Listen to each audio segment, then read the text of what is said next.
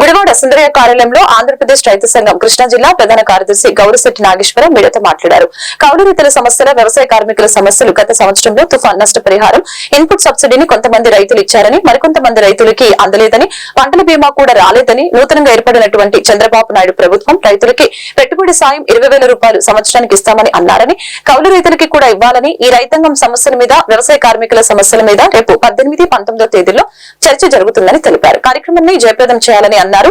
నీలమురళి Krishna Reddy, N V Krishnarao, రైతు సంఘం జిల్లా కమిటీ సభ్యులు బివి శ్రీనివాసరావు పాల్గొన్నారు.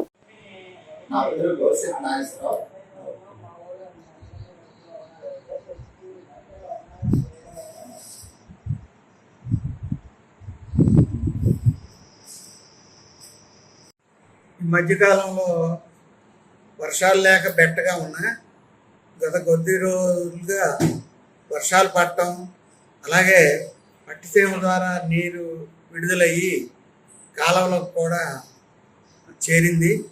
నాట్లు ప్రారంభమైనవి. కొన్ని చోట్ల పెదపారపూడి లాంటి మండలాల్లో 50% దాకా కూడా అయినాయి అక్కడ, ఎందుకంటే మోటార్లు అవి ఉండటంతో.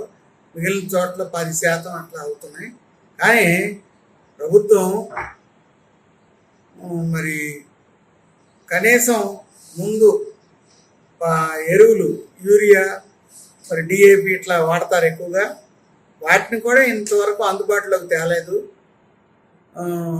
సొసైటీ ద్వారా అమ్ముదామా, రైతు సేవా కేంద్రం, రైతు భరోసా కేంద్రాన్ని రైతు సేవా కేంద్రంగా పేరు మార్చారు.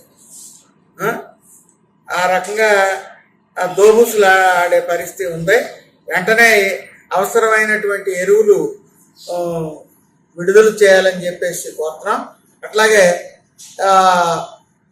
మరి కొన్ని ముఖ్యంగా మండల బుద్ధప్రసాద్ గారు 5 కోట్ల దీంతో ఎస్టిమేషన్ వేయించుకున్నాడు పంట మురికాలలో వాటికి బాగు చేయడానికి. కానీ ఇక్కడ ఉన్న ప్రజాప్రతినిధుల్లో ఆ మేరకు కూడా లేదు. కాబట్టి ముందు ఈ తవ్వకాలు అవన్నీ ఇప్పుడు సాధ్యం కావు. పంట మురికాలలో కనీసం తూడు కొట్టడానికి 2వ తారీఖున టెండర్లు పిలిచారు. ఇరిగేషన్ DE గారు చెప్పాడు మాతో. ఈ టెండర్ ద్వారా టెండర్ పొందిన వాళ్ళు కంటిన్యూస్గా సంవత్సరం అంతా కూడా ఆ తూడు అది నిర్మూలనకి స్ప్రేయింగ్ అనేది చేస్తూనే ఉండాలి. కానీ కొన్ని చోట్ల ఇంకా అది ప్రారంభమే కాలేదు.